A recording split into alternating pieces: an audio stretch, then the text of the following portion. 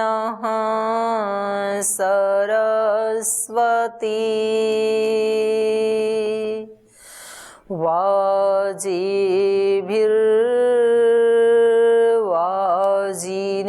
वाजिभिर्वाजिनीवती यज्ञं वष्टु धिया वसु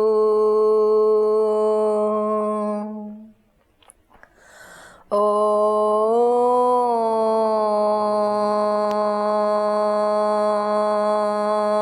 अग्न आयाहि वीतये गृणानो हव्यदातये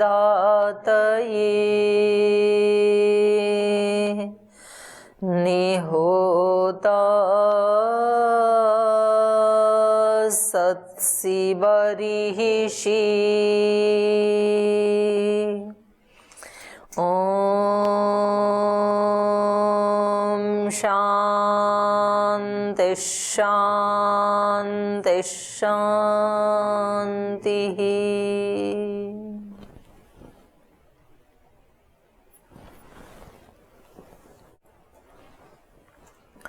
तो उपासना कैसे करनी चाहिए ये संक्षेप में बता रहे हैं महर्षि दयानंद। तो इन्होंने बताया युंजते मन उत युंजते धिय विप्रा। जो विप्र लोग हैं वो सबसे पहले अपने मन को और अपनी बुद्धि को ईश्वर के साथ जोड़ देते हैं, उसके साथ तादात्म्य कर लेते हैं। विप्रस्य बृहत विपश्चित विहोत्र दधे वयुना विदेक इन्महि देवस्य सवितो परिष्टुति ही। तो इसका एक पैराग्राफ हमने पढ़ा था कि विदधे वयुना विदेक सर्वेषां जीवानां शुभाशुभानि यानि प्रज्ञानानि प्रजाश्च तानि यो वेद स वयुनावित्। वयुनावित् का मतलब वयुनानि, जो वयुनानि जानाति। वयुनानि माने शुभाशुभानि यानी प्रज्ञानानि, उन सबको जो जानता है उसको कहा वयुनावित्। वो एक ही है, अद्वितीय है, वो सर्वत्र व्याप्त है, ज्ञान स्वरूप है, उससे ऊपर कोई नहीं है। न अस्मात् पर उत्तम कश्चित् पदार्थ वर्तते इति तस्य देवस्य सर्वजगत् प्रकाशकस्य सवितु सर्वजगत् उत्पादकस्य ईश्वरस्य सर्वमनुष्यैः परिष्टुतिः। परिष्टुति माने परितः स्तुति कार्या। परितः मतलब सर्वतः। परिष्टुति माने सब तरफ से उसी की स्तुति करनी चाहिए। कैसी स्तुति? महती स्तुति करनी चाहिए। एवं कृते सति जीवः परमेश्वरम उपगच्छन्ति इति। तो ऐसा करने से वो ईश्वर के ही गुणों से अपने आप को एकाकार कर लेते हैं। मन को कैसे जोड़ें? तो मन को जोड़ने के लिए क्या करें? सब तरफ से ईश्वर की ही स्तुति करें, प्रार्थना करें, उपासना करें उसकी। तो जिसकी बार बार स्तुति गाई जाती है तो वो फिर हमारे मन में बस जाता है। इसलिए मल्टीनेशनल कंपनी वाले क्या करते हैं? किसी भी प्रोडक्ट की बार बार ऐड करके उसकी स्तुति सुनाते हैं हमें, और जिसकी स्तुति बार बार गाई जाती है तो वो फिर हमारे मन का पार्ट बन जाता है। तो इसलिए हमें क्या करना है?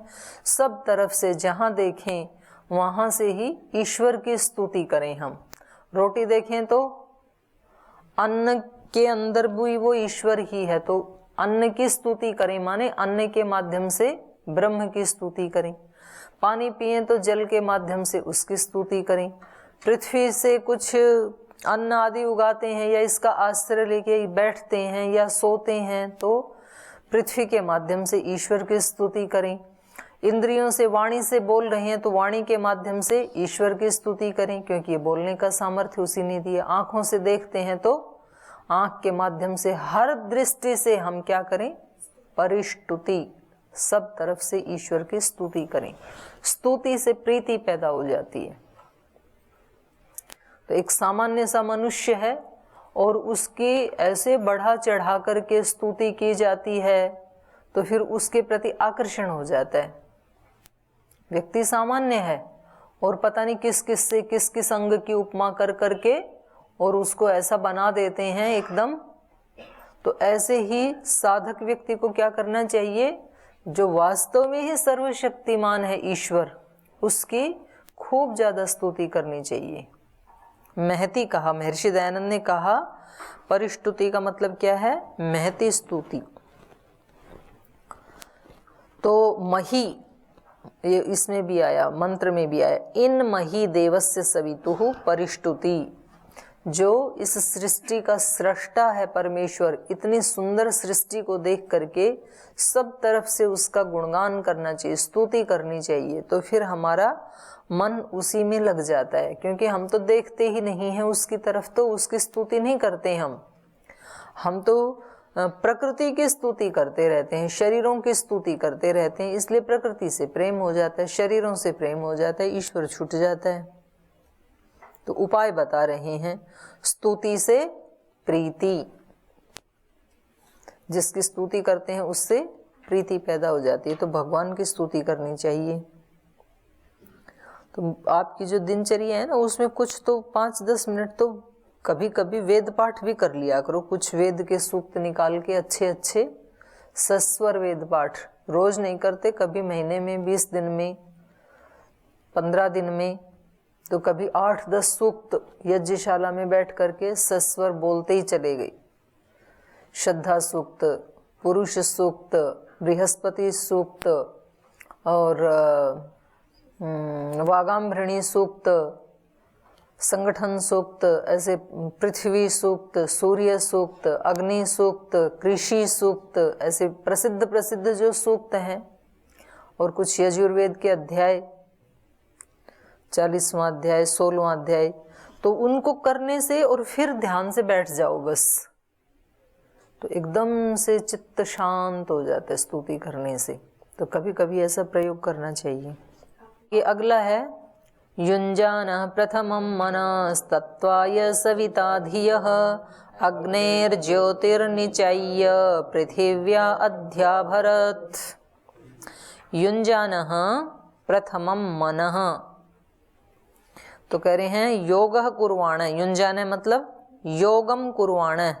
योग का मतलब यहाँ योगिक जॉगिंग नहीं है, योग करते हुए, जोड़ते, युजिर योगे, योगम कुर्वाण सन तत्वाय।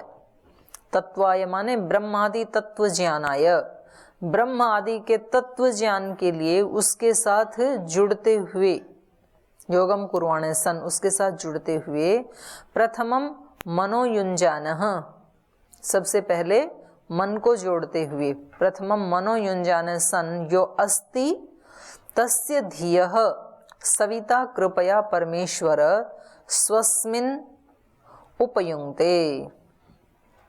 तो कह रहे हैं कि सबसे पहले जिसको तत्व का ज्ञान करना है, ब्रह्मादि तत्व का ज्ञान करना है, तो पहले अपने मन को उसमें जोड़ते हुए, जो अस्ति, जो अपने मन को जोड़ता हुआ स्थित है, बैठा है, तस्य धियः परमेश्वर कृपया, तो उसकी जो बुद्धि है वो ईश्वर की कृपा से स्वस्मिन् उपयुङ्क्ते, अपने आप के साथ वो जुड़ जाती है, खुद में ही उसकी बुद्धि जुड़ जाती है, माने आत्म भाव में वो स्थित हो जाता है, खुद के साथ जुड़ जाता है। ऐसा करते हुए मन को जोड़ते ही मन की बुद्धि जो मन का अनुसरण करती है, तो मन को जैसे ईश्वर में लगाया तो बुद्धि तुरंत आत्म भाव में आ जाती है। फिर अग्नेर ज्योति, यतो अग्ने ईश्वरस्य ज्योति, क्योंकि अग्ने मतलब ईश्वरस्य ज्योति प्रकाश स्वरूपम। निचाय्य, निचय्य माने निश्चित्य, ऐसा निश्चय करके। अग्नि ज्योति ही मतलब ईश्वर का स्वरूप। कैसा स्वरूप? प्रकाश स्वरूप, जहाँ अंधकार का लेश भी नहीं है, जहाँ अज्ञान का लेश भी नहीं है। तो जैसे ही बैठे आप, तो तुरंत अपने मन में भावना क्या की और अपने मन में विचार क्या किया कि इस समय हम उस ज्योति स्वरूप के पास बैठे हैं, उस ज्ञान स्वरूप के पास बैठे हैं। तो हमारे मन में अज्ञान का, अंधकार का इस समय जब तक बैठे हैं लेश मात्र भी नहीं आ सकता है। ऐसी भावना करें। यतो अग्ने ईश्वरस्य ज्योतिः प्रकाश स्वरूपम निचाय्य यथावत निश्चित्य स योगी स्वात्मनि परमात्मानं धारितवान भवेत्। और फिर अपनी आत्मा में ही उस परमात्मा को वो धारण करने वाला होवे, क्योंकि परमात्मा सारी सृष्टि में, सारे ब्रह्मांड में व्याप्त है और उस ब्रह्मांड में मैं भी एक शरीर हूँ। मतलब शरीर को मैं कह करके जब हम देखेंगे तो ये शरीर भी उसी में है और उस शरीर के अंदर जो मैं आत्मा हूँ, मुझ आत्मा के पास ही वो परमात्मा है। तो अपने बाहर भी सब तरफ परमात्मा को व्यक्ति कल्पना करे, जो कि सत्य कल्पना है, और अपने अंदर भी, अपनी आत्मा के पास भी ईश्वर में ही मैं डूबा हुआ हूँ, ऐसी सत्य कल्पना करे। तो फिर वो कल्पना सत्य सिद्ध होती, क्योंकि वो है ही सच। तो शुरू में तो कल्पना ही करनी होती है। और जब परेशान हो तो मैं शांति के सागर में डूबा हुआ हूँ, दुखी है, परेशान है। जब निर्बलता महसूस होती हो तो मैं अनंत शक्ति के सागर में डूबा हुआ हूँ, ऐसे उसको कल्पना करनी चाहिए। फिर वो कल्पना सत्य सिद्ध हो जाती है। जब कोई जीवन में परेशानी आए तो भगवान की परम कृपा आकर के बरस रही है, कृपा है ये मेरे लिए, कृपा आई है, और उसको कृपा के रूप में स्वागत करें तो वो कृपा ही बन जाती है। फिर ऐसा सोचते हैं तो इसलिए कह रहे हैं, यतो अग्ने ईश्वरस्य ज्योति प्रकाश स्वरूपम निचय्य यथावत निश्चित्य स योगी स्वात्मनि परमात्मानं धारितवान भवेत्। इदमेव पृथिव्या मध्ये योगिनः उपासकस्य लक्षणम्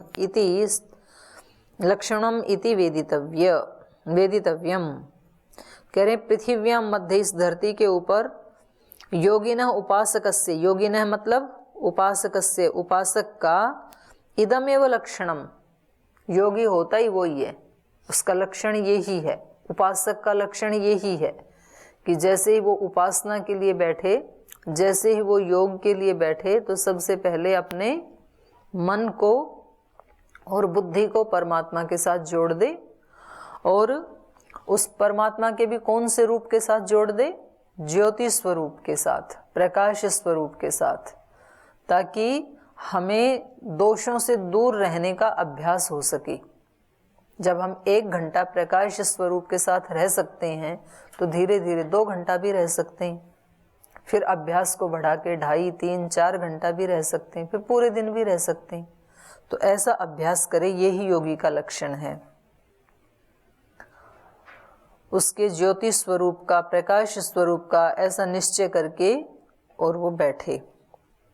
सर्वे मनुष्य एवं इच्छेयुः, करें सभी मनुष्यों को ऐसे ही सोचना चाहिए।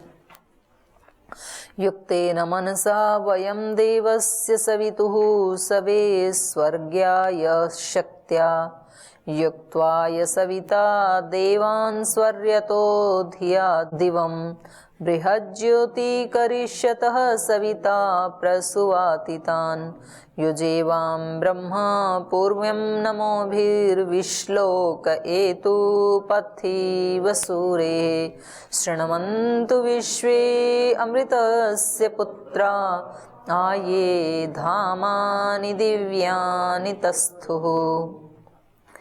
तो तीसरे मंत्र का अर्थ कर रहे हैं, युक्तेन मनसा वयम देवस्य सवितु सवे, सर्वे मनुष्य एवं इच्छेयु, सब मनुष्यों को ऐसी इच्छा करनी चाहिए। कैसी इच्छा? स्वर्ग्याय, स्वर्ग्याय मतलब मोक्ष सुखाय, मोक्ष सुख की इच्छा करनी चाहिए। शक्त्या, शक्त्या मतलब योग बल उन्नत्या, योग बल की उन्नति के द्वारा। देवस्य, देवस्य माने स्वप्रकाशस्य आनंद प्रदस्य, जो स्वयं प्रकाश स्वरूप है, जो आनंद प्रद है, ऐसे सवितुः सर्वांतर्यामिन परमेश्वरस्य, सबके अंदर रहने वाला सर्वांतर्यामी परमेश्वर का, अनंत ऐश्वर्ये, उसके अनंत ऐश्वर्य में, युक्तेन मनसा, युक्त मन वाला होकर के, माने योग युक्तेन, योग युक्तेन माने शुद्ध अंतःकरणेन, शुद्ध अंतःकरण से, वयम सदोपयुंजीमहि इति, शुद्ध अंतःकरण के साथ हम उसके अंदर उपयुंजीमहि, हमने अपने आप को जोड़ लिया है, ऐसी ही उसको भावना करनी चाहिए। युक्तेन मनसा वयम देवस्य सवितु सवे स्वर्ग्याय शक्त्या, स्वर्ग के लिए शक्त्या, शक्ति के साथ, शक्त्या मतलब योग बलेन उन्नत्या, योग बल की उन्नति के द्वारा, योग बल जैसे जैसे बढ़ता जाएगा वैसे वैसे हम उसमें प्रवेश करते जाएंगे। तो हर घटना को साधक को क्या लेना चाहिए, ये मेरे योग की बल की उन्नति के लिए आई है ये घटना मेरे जीवन में, सुखद आए तो भी, दुखद आए तो भी, अनुकूल आए तो भी, प्रतिकूल आए तो भी, और हर स्थिति से उन्नति करनी ही है। जब कोई अनुकूल वस्तु दिखे तो उस समय त्याग का भाव होना चाहिए, क्योंकि जो भी ऐश्वर्य, जो भी धन, जो भी मान, यश, कीर्ति, पद, प्रतिष्ठा जो भी आया है वो मेरे व्यक्तिगत प्रयोग के लिए नहीं है, उसको दूसरे की सेवा में लगाना है। तो वहां तो त्याग का भाव होना चाहिए जब कोई उपलब्धि हो। और जब कुछ छीना जा रहा है हमारे से, जब कुछ हमारे से लिया जा रहा है, तो समझो कि भगवान हमें कुछ दिव्य देना चाहते हैं, इसलिए अदिव्य को, अविनाशी अपने आप को देना चाहते हैं, इसलिए विनाशी को हमारे से छीन लिया है। जिसकी सब विनाशी चीजें छिन जाती हैं तो उसके पास फिर केवल अविनाशी बच जाता है। तो प्रतिकूल परिस्थिति आए तो सोचना चाहिए कृपा आ गई है, और हम ऐसे प्रार्थना करते हैं कि भगवान जी मेरे अंतःकरण को पवित्र करो। तो अंतःकरण पवित्र करने के लिए वहां से किसको हटाना पड़ेगा, राग द्वेष को, क्योंकि अंतःकरण अपवित्र किससे हो रहा है, राग द्वेष से हो रहा है। और राग द्वेष को हटाने के लिए जब भगवान ने अगर आपकी प्रार्थना स्वीकार कर ली तो आपसे उन वस्तुओं को और उन व्यक्तियों को हटाएंगे जिनके प्रति आपका बहुत राग था। और जब उनसे हटाया जाता है उन व्यक्तियों को और उन वस्तुओं को, तब हम चिल्लाते हैं कि ऐसे क्यों हुआ मेरे जीवन में, उसको क्यों हटा दिया, वो वस्तु क्यों छीन ली। तो आपने तो प्रार्थना की थी कि राग और द्वेष को हटाओ, तो प्रार्थना आपकी स्वीकार हो गई। तो ताकि आपका राग उससे छूट जाए, इसलिए वो व्यक्ति ऐसा व्यवहार कर रहा है, आपसे दूर जा रहा है, इसलिए वो वस्तुएं आपसे दूर जा रही हैं। तो आपने तो प्रार्थना की थी, आप भूल गई शायद। और जो लाना है वो आपके पास आ रहा है। जैसे ही आपका राग हटेगा द्वेष भी हट जाएगा, क्योंकि जहां राग है उसके दूसरी साइड में द्वेष है। किसी एक से राग है तो उसके बीच में बाधा जो भी आएगा उसके साथ द्वेष होगा। जब हमने राग ही छोड़ दिया द्वेष अपने आप छूट जाएगा, क्योंकि जो चाहत ही नहीं है किसी वस्तु को या व्यक्ति को पाने की, तो फिर उसमें बाधा डालने वाले के प्रति भी कोई द्वेष नहीं है। चीजें आती हैं तो आएं, जाती हैं तो जाएं, सब भगवान की हैं। तो ये अंतःकरण को शुद्ध करने की प्रक्रियाएं हैं। अब प्रार्थना तो कर लेते हैं, लेकिन जब भगवान प्रार्थना करके सुन के और उसको अंतःकरण को शुद्ध करने लगते हैं, तब हम फिर उसको करने नहीं देते हैं। तो हम डबल रोल खेलते हैं परमात्मा के साथ कि जो मेरे को अच्छा लगता है वो कुछ भी छीने नहीं मेरे से, और मेरे अंतःकरण को भी शुद्ध कर दो। तो दोनों काम कैसे हो सकते हैं भाई? या तो फिर परमात्मा के ऊपर 100% विश्वास करना पड़ेगा कि जो भी जीवन में आ रहा है, और क्योंकि मैं भगवान का भक्त हूं और भगवान की प्रतिज्ञा क्या है, न में भक्त प्रणश्यति, मेरा भक्त कभी नष्ट होगा नहीं। तो जिम्मेदारी उसकी है, वो मुझे कभी नष्ट होने देगा नहीं, ये जिम्मेदारी उसकी है, मेरी थोड़ी है। तो अब जो भी आ रहा है, कुछ मेरे को समझ में आ रहा है, अच्छा लग रहा है, कुछ समझ में नहीं आ रहा है, अच्छा नहीं लग रहा है, लेकिन ईश्वर के ऊपर श्रद्धा और विश्वास अनन्य है, मुझे पता है कि उन सब में मेरा कुछ ना कुछ भला ही छिपा हुआ है। तो इस तरह से फिर हमारा योग बल है उसकी उन्नति होती रहती है। तो इसलिए इन्होंने कहा योग बल की उन्नति के द्वारा उस आनंद प्रद का सर्व अंतर्यामी परमेश्वर प्रभु के अनंत ऐश्वर्य से या अनंत ऐश्वर्य में योग युक्तेन शुद्ध अंतःकरणेन वयम सदोपयुंजीमहि, हम उसमें अपने आप को युक्त करते हैं, स्थिर करते हैं। आगे युक्त्वाय सविता देवान् स्वर्यतो धिया दिवं बृहज्योति करिष्यतः सविता प्रसूआति तान्।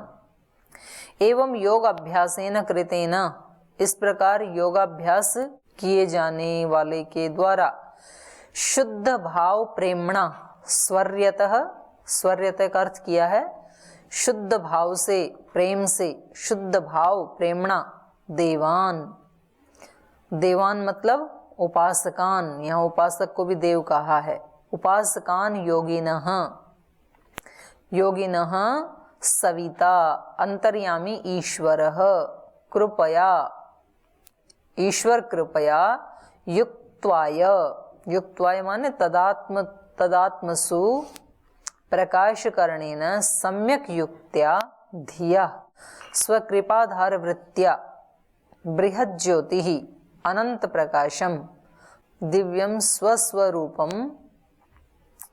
प्रसूआति प्रकाशयति तथा करिष्यतः सत्यभक्तिं करिष्यमाणान् उपासकान् योगिनः परम कारुणिक अंतर्यामी ईश्वरः मोक्षदानेन सदा आनंदयति इति। तो कह रहे हैं इस प्रकार से योगाभ्यास किए जाने पर, किस प्रकार का योगाभ्यास? शुद्ध भाव प्रेमणा, शुद्ध भाव से और प्रेम से उपासकान योगिनः, इन उपासकों को जो इस तरह से शुद्ध भाव से परमात्मा की उपासना करते हैं, तो ऐसे उपासकों को अंतर्यामी ईश्वर, वो अंतर्यामी ईश्वर, क्योंकि वो भी तो जान रहा है ना कि उपासना तो कर रहा है ये साधक, लेकिन भाव क्या है इसका? स्वार्थ का भाव है या केवल उपासना करने का ही भाव है? उपासना कई तरीके से हो सकती है ना, उपासना उपासना के लिए भी हो सकती है, उपासना किसी कामना की पूर्ति के लिए भी हो सकती है, और फिर वो कामनाएं भी कई प्रकार की हो सकती हैं। हो सकता है कि किसी का भला करने की कामना हो सकता है अपने किसी स्वार्थ की पूर्ति करने की कामना हो सकता है किसी का बुरा करने की कामना हो, तो कामना भी देखी जाएगी। तो ऐसे अनेक प्रकार से उपासना की जा सकती है।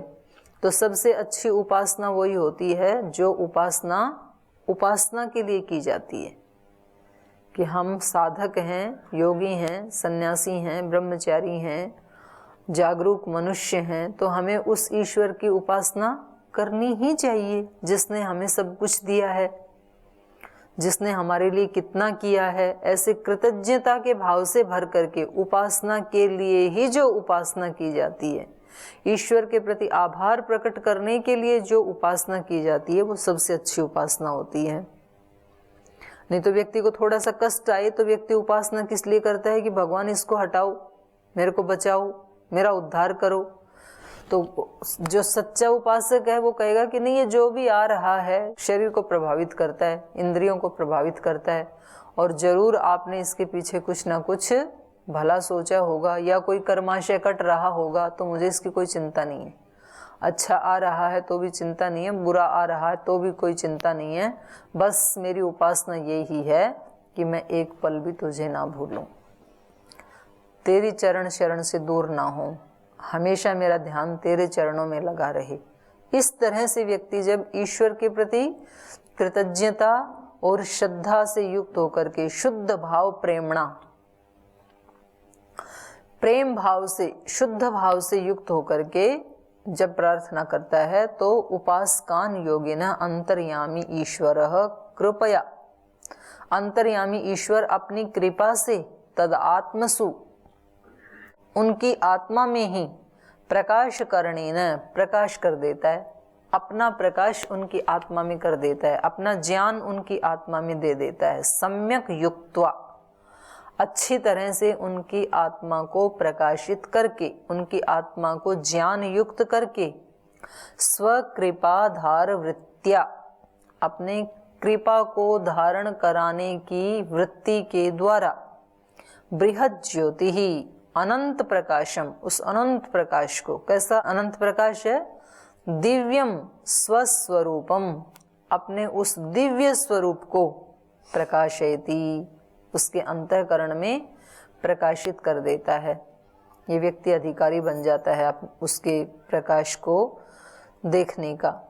तथा करिष्यत, और कह रहे हैं सत्य भक्तिम करिष्यमाणान उपासकान, जो सच्ची भक्ति कर रहे हैं ऐसे उन उपासकों को, योगिनः परम कारुणिक अंतर्यामी ईश्वर, अत्यंत करुणावान ये जो अंतर्यामी ईश्वर है, मोक्षदानेन, यहाँ तो उनके हृदयों को प्रकाशित करता ही है, यहाँ तो उनको सुख विशेष देता ही है, और उसके पश्चात मोक्षदानेन सदा आनंदयति इति, सदा उनको आनंद में रखता है ईश्वर। ईश्वर के पास आनंद की कोई कमी है नहीं। तो जिनको परम आनंद चाहिए, सदा आनंद चाहिए, वो क्या करें? ईश्वर की उपासना करें। कितना सरल उपाय बता दिया है। खूब उसकी स्तुति गाएं, प्रार्थना करें, उपासना करें, बस उसके साथ ही चिपके रहें, तो खूब आनंद यहाँ भी करेंगे, यहाँ से जाने के बाद मोक्ष में भी आनंदित रहेंगे। आज यहीं विराम लेते हैं।